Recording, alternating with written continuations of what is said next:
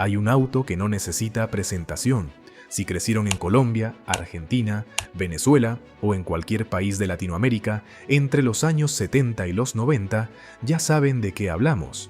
Lo vieron parar frente a la casa, lo vieron en el garaje del vecino, tal vez aprendieron a manejar en uno, y casi seguro escucharon ese motor encenderse temprano en la mañana, como el reloj que marcaba que el padre salía a trabajar.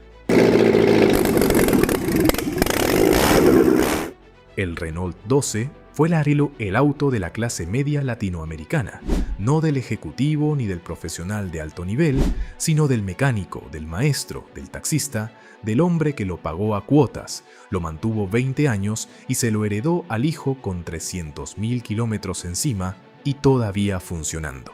Y sin embargo, desapareció. La pregunta no es solo cuándo, sino por qué.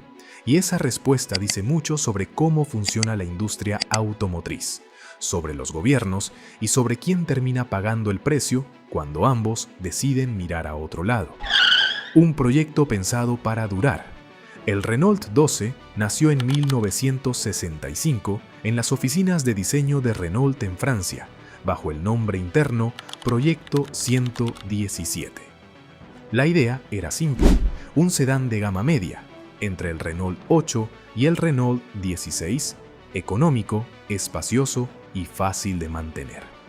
Un auto que no exigiera demasiado, pero que tampoco fallara cuando más se lo necesitara.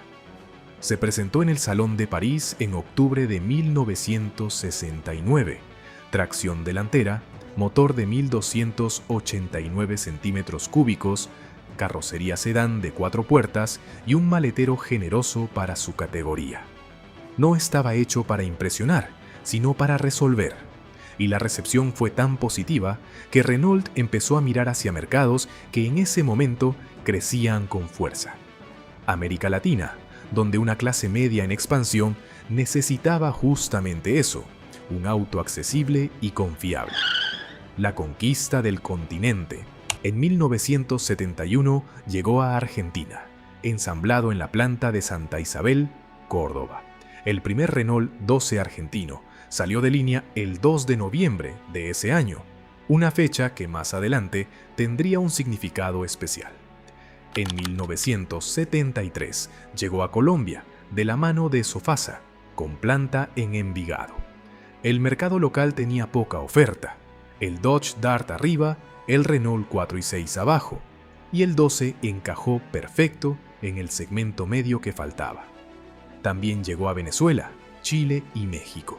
Para finales de los 70, era el auto más presente de su categoría en buena parte del continente, no por publicidad, sino porque simplemente funcionaba. El auto del padre. En Colombia lo llamaban con cariño el Renault, y durante años fue el más vendido del país. En 1978 era el líder indiscutido del mercado. Era el auto del taxista, pero también del profesor, del gerente, de la familia que por primera vez podía decir que tenía un carro propio.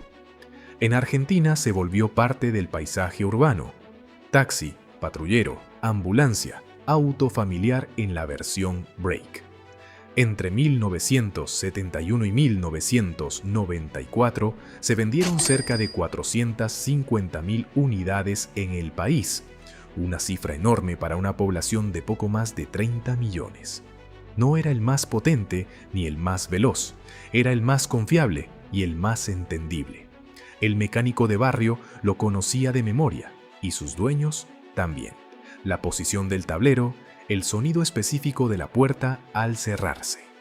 Eso no es nostalgia, es memoria construida kilómetro a kilómetro. La decisión que se tomó en Europa, mientras en Latinoamérica el 12 vivía su mejor momento. En Francia, su ciclo llegaba a su fin. En 1978, Renault presentó el Renault 18, más moderno y equipado, pensado para una clase media europea más exigente. En 1980 cerró la línea del 12 en Francia después de 2,5 millones de unidades producidas en 11 años. Un éxito por cualquier métrica, pero el futuro ya no tenía lugar para él. Colombia siguió el ejemplo casi de inmediato. Sofasa cerró la producción en 1981, tras 56.250 unidades fabricadas en 8 años. Venezuela hizo lo mismo poco después. Argentina, en cambio, fue la excepción. El 12 estaba tan metido en la cultura automotriz y en la economía de sus dueños que retirarlo no era tan simple. La planta de Córdoba siguió produciéndolo, incluso desarrolló junto a Malpin una versión deportiva de la que salieron solo 500 unidades. Hoy piezas de colección muy valoradas. Mientras en Europa el modelo ya era historia, en Argentina seguía saliendo de fábrica año tras año, hasta entrado 1990. El golpe doble de los 90. A comienzos de esa década, dos procesos distintos golpearon al Renault 12 casi al mismo tiempo. En Colombia, la apertura económica del gobierno de César Gaviria bajó los aranceles y abrió las puertas a decenas de marcas que antes no podían competir. El comprador colombiano, por primera vez en décadas, tuvo opciones para comparar. En Argentina, el plan de convertibilidad de Carlos Menem produjo un efecto similar. Los autos importados, antes artículo de lujo, empezaron a ser alcanzables para sectores de clase media que nunca antes los habían considerado.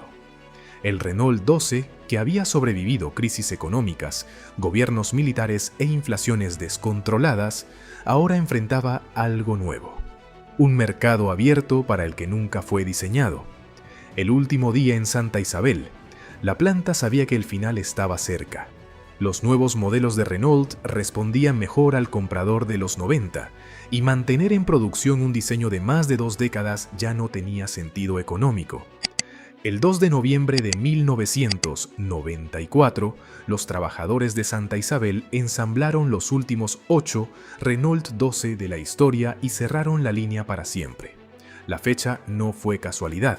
El primer Renault 12 argentino había salido exactamente el 2 de noviembre de 1971.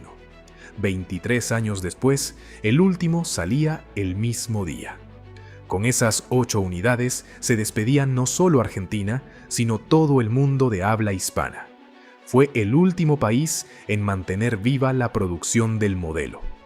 Lo que pocas veces se dice, Renault no desapareció de América Latina, no quebró, no la expulsaron.